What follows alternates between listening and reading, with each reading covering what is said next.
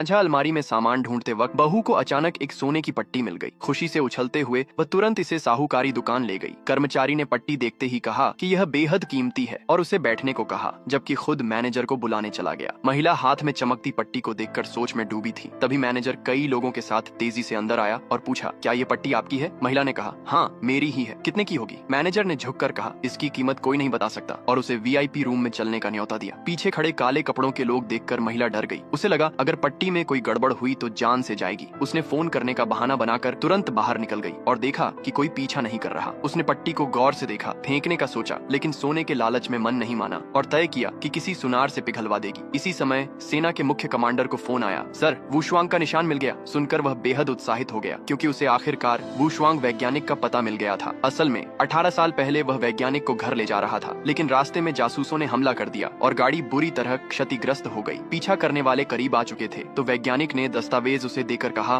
कि वह तुरंत निकल जाए, जबकि खुद गाड़ी समेत नदी में गिर पड़ा। किस्मत से वह जिंदा किनारे बहकर आया, लेकिन याददाश्त खो बैठा। भटकते भटकते उसे एक बच्चे के रोने की आवाज सुनाई दी और उसने उसे अपनाकर कचरा बीनते हुए पाला। लेकिन जिसे उसने पाला वही बड़ा होकर उसका सबसे बड़ा धोखेबाज निकला। उस दिन परिवार खाना खा रहा था। बेटे ने प्रेमिका के कहने पर पिता को शराब पिलाकर बेहोश कर दिया और दोनों ने अलमारी में खोजबीन शुरू की। तभी बहू को सोने की पट्टी मिली और कहानी की शुरुआत हुई। कमांडर को जब पता चला कि झाओ लाओ के बेटे की शादी है, तो उसने तोहफे लेकर उसे सम्मानित करने की तैयारी की। लेकिन उसे नहीं पता था कि बेटे ने पिता को शादी में बुलाया ही नहीं। झाओ लाओ को होटल के बाहर कचरा बीनते वक्त बेटे की शादी की तस्वीर दिखी। उसे लगा शायद नशे में तारीख भूल गया है और तुरंत शादी में पहुंच गया। बेटे ने पिता को देखकर चौंक गया, लेकिन बहू ने कहा, इसे निकालो नहीं तो मैं चली जाऊंगी। बेटे ने ठंडेपन से कहा, यहाँ से चले जाओ। झाओ लाओ ने उसका हाथ पकड़कर कहा, मैं तुम्हारा असली बाप हूँ, तुम्हारी शादी में कैसे न आता। बेटे ने झुंझलाकर उसे धक्का दे दिया और लोग अजीब नजरों से देखने लगे। बहू बोली, अगर शादी में बाधा डाली तो अच्छा नहीं होगा। जाओ लाओ मुश्किल से उठा और पूछा, आज का मतलब है कि तुम मुझे बाप मानने से इनकार कर रहे हो? बहू ने बेटे को धमकाया, अगर नाता नहीं तोड़ा तो मैं भी चली जाऊंगी। बेटा पत्थर दिल बन चुका था और बार बार पिता का दिल तोड़ रहा था। तभी 2 बाउंसर आए और बूढ़े को धक्का देकर गिरा दिया। बेटे ने ऊपर से कह दिया, ये बूढ़ा चोर लगता है, और बाउंसरों ने बेरहमी से पीटा। बूढ़ा फिर भी उठ खड़ा हुआ और बोला, मैं तुम्हारा बाप हूँ, क्या तुम मुझे नहीं पहचानते? बहू ने चारों ओर की फुसफुसाहट दबाने के लिए टेबल से शराब की बोतल उठाकर बेटे को दी, इससे इसका काम तमाम कर दे। बेटे ने बिना हिचकिचाए बोतल लेकर पिता के सिर पर दे मारी। निर्दयी, कृतघ्न और भेड़िए जैसा बेटा।